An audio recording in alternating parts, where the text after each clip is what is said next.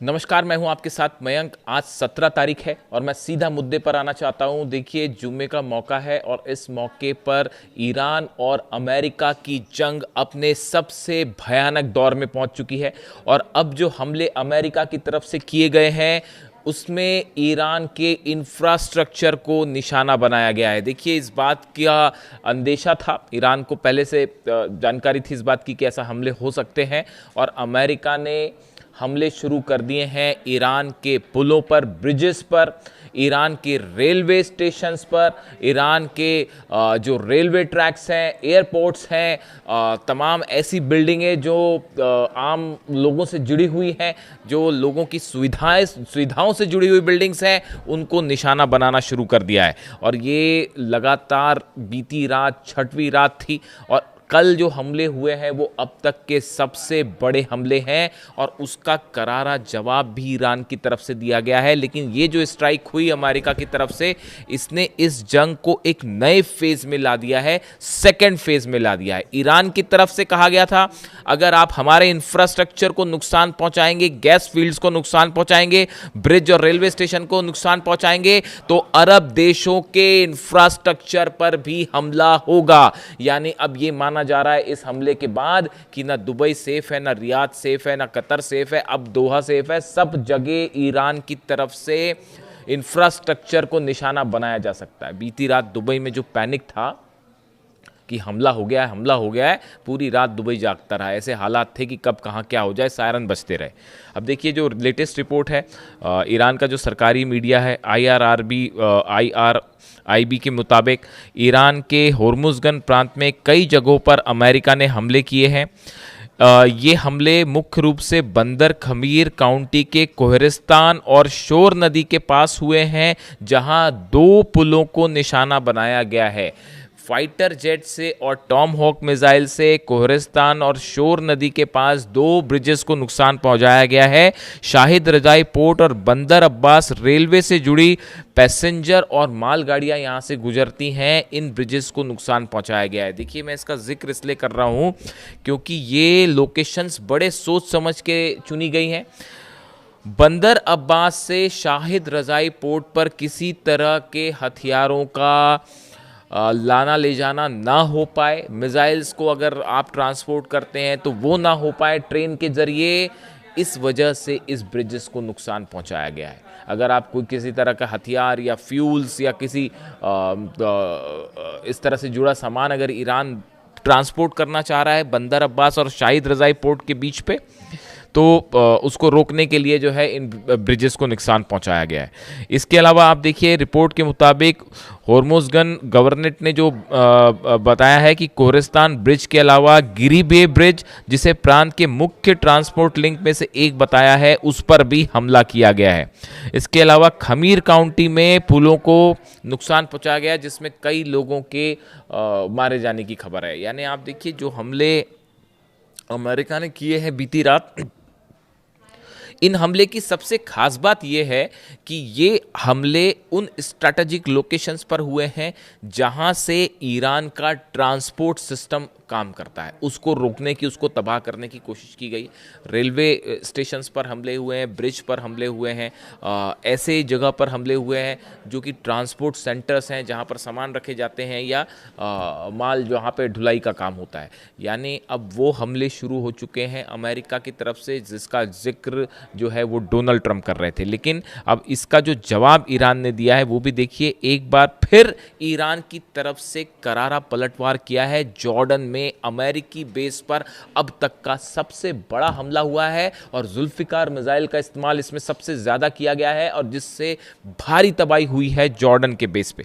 इसी तरह आप देखें, कुवैत में अली अल सलेम बेस पे बड़ी तबाही की खबरें आ रही हैं और इसके साथ ही बहरीन में शेख ईसा एयरबेस जो है, यहां पर भी बड़ा नुकसान हुआ है। देखिए, अक्सर मैंने आपको पहले भी कहा कि जो मिसाइल्स ईरान की तरफ से दागी जा रही हैं, ईरान ने पहले ये बात साफ कर दी थी कि अगर हमारे इंफ्रास्ट्रक्चर को, हमारे ऑयल फील्ड्स को नुकसान हुआ, पूरा अरब जलेगा, पूरे अरब के ऑयल फील्ड्स जलेंगे। और बताया जा रहा है कि ये इंडिकेशन खुद अहमद वाइदी साहब, IRGC चीफ जो हैं, उनकी तरफ से आया था। लेकिन बावजूद इसके डोनाल्ड ट्रंप ने हमला करवाया है ईरान के इंफ्रास्ट्रक्चर पर। अब आप देखिए, एक बार अक्सर पूछा जाता है कि किस जगह पर ईरान के हमलों में कहाँ क्या क्या नुकसान हुआ है, इसकी जो जानकारी एक सोशल मीडिया में और तमाम डिफेंस एक्सपर्ट के जरिए जो है उसकी मैं आपको जानकारी देना चाहूँगा। बड़ी स्पेसिफिक जानकारियाँ हैं कि कहाँ पर किस तरह के नुकसान की खबर है। अगर आप कुवैत की बात करें, अली अल सलेम बेस पर जो पेट्रियट सिस्टम लगा था जिसकी कीमत करीब 1.5 बिलियन डॉलर्स, आप सोचिए 1.5 बिलियन डॉलर्स का जो पेट्रियट सिस्टम है, ठीक उसके ऊपर जुल्फिकार मिसाइल से हमले किए गए हैं और डिफेंस सिस्टम इसे नहीं रोक पाया। यानी अमेरिका का जो डिफेंस सिस्टम है जिसका काम मिसाइल रोकना है, वो उसके ऊपर मिसाइल गिर गई और 1.5 बिलियन डॉलर का ये है। इसके अलावा आप देखिए एयर सर्विलांस और अर्ली वार्निंग रडार सिस्टम है जिसकी कीमत 300 मिलियन डॉलर्स है, 300 मिलियन डॉलर्स, ये तबाह हो चुके हैं। ये बात मैं कर रहा हूं अली अल सलेम बेस कुवैत की। इस तरह के दावे हो रहे हैं ईरान की तरफ से और जो खबरें अब निकल के सामने आने लगी, देखिए इसकी कोई पुष्टि नहीं है। ये अमेरिका इसको कभी स्वीकार नहीं करेगा। इसको कई महीनों बाद शायद इस तरह की रिपोर्ट्स निकल के सामने आए। ये वो दावे हैं जो ईरान की तरफ से हो रहे हैं और जो सोशल मीडिया पे अलग अलग सोर्सेज से खबरें आ रही हैं या कुछ सोर्स इस तरह का दावा कर रहे हैं। इसकी एयर सर्विलांस रडार मैंने आपको बताया 300 मिलियन डॉलर्स का नुकसान है। सैटेलाइट कम्युनिकेशन सिस्टम और फ्यूल स्टोरेज टैंक तबाह हो चुके हैं। जिन सैटेलाइट कम्युनिकेशन के जरिए जो है हमले किए जा रहे थे कुवैत से, उसके ऊपर मिसाइल गिरी है और फ्यूल स्टोरेज टैंक जहां से F-35 F-16 में फ्यूल भरा जाता है उसको तबाह कर दिया गया है। ये बात हुई अली अल सलेम बेस की। आप अगर बहरीन में शेख ईसा एयर बेस की बात करें, यहाँ पर वो हमले हुए हैं, यहाँ पर फतह मिसाइल, खैबर मिसाइल का इस्तेमाल किया गया है और यहाँ पे भी जो है जो पेट्रियट सिस्टम है वही एक 1.5 बिलियन डॉलर का, वो भी तबाह कर दिया गया है यहाँ पर। और इसके अलावा एयर सर्विलांस रडार है, सुपर हॉक रडार है, इनके ऊपर सीधा ड्रोन स्ट्राइक्स हुई हैं। यानी देखिए आप बहरीन, कुवैत और बहरीन दोनों जगह भारी तबाही का सामना करना पड़ रहा है अमेरिकी फोर्सेस के। और इसके अलावा जो है फाइटर जेट का फ्यूल पंपिंग स्टेशन है वो भी तबाह हो चुका है कुवैत में। अगर आप जॉर्डन की बात करें, जॉर्डन की तस्वीरें आपने देखी होगी, कैसी भयानक आग लगी है वहाँ पर। जॉर्डन में यूएस कमांड सेंट्रल जो कंट्रोल सेंटर है इसके ऊपर हमले हुए हैं। फाइटर जेट सेंटर्स जो हैं वो तबाह हो गए जहाँ से इन्हें कोऑर्डिनेट किया जाता है, या हैंगर्स जो है हैंगर जहाँ पर रखे हुए थे F-18 खड़े होते हैं जहाँ पर F-18 F-35, उसको तबाह कर दिया गया है। यानी आप देखिए बहरीन में, जॉर्डन में, कुवैत में भयंकर तबाही हुई है, बड़ा नुकसान हुआ है अमेरिकी पोर्ट्स का। यानी जो नुकसान की खबरें ईरान से हैं, ईरान में कोई शक नहीं इस बात में, इंफ्रास्ट्रक्चर पे भी हमले शुरू हो गए हैं। गैस फील्ड को भी निशाना बनाया जा सकता है, पास गैस फील्ड को लेकर, जो ऑयल फील्ड को लेकर तमाम जानकारियाँ हैं। ऐसे में अगर अब हमले अरब देशों के इंफ्रास्ट्रक्चर, इन 3 देशों से बात अगर आगे बढ़ जाती है और बाकी यूएई और दुबई भी, अब यूएई, दुबई, रियाद और सऊदी, अगर ये सब भी इसकी चपेट में आते हैं, पूरे अरब में एक भयानक हाहाकार मच जाएगा। आप देखिए हूती बाबल मंदेब बंद करने के लिए तैयार बैठा है, सिर्फ ईरान का एक इशारा, बाबल मंदेब बंद हो जाएगा। और हूती ने धमकी दे दी है सऊदी को कि अब एक भी हमला हुआ तो सऊदी के खिलाफ ऑल आउट जंग का ऐलान।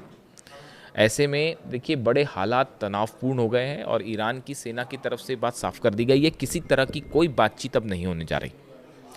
ये जो बातचीत वाला खेल था, अब हम किसी तरह की कोई बातचीत नहीं करेंगे। अब ये एग्जिस्टेंस की जंग है, अस्तित्व की जंग है और इसे आखिरी तक लड़ा जाएगा।